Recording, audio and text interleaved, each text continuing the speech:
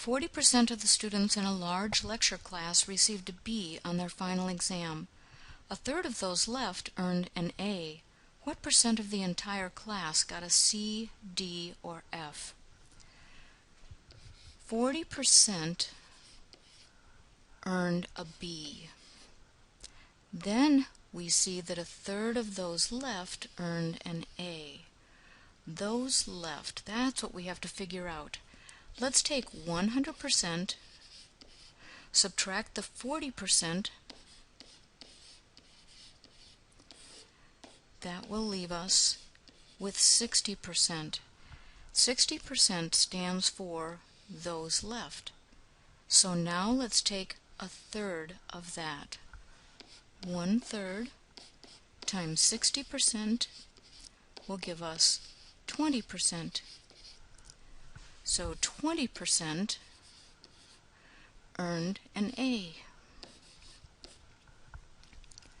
What percent of the entire class got a C, D, or F?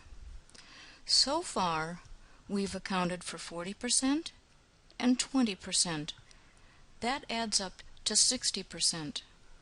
Let's take 100% and subtract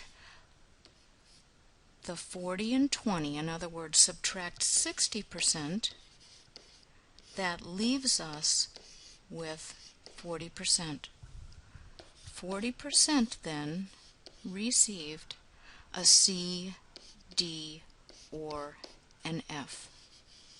And notice that 40% and 20% and 40% all add up to 100%, which is very important.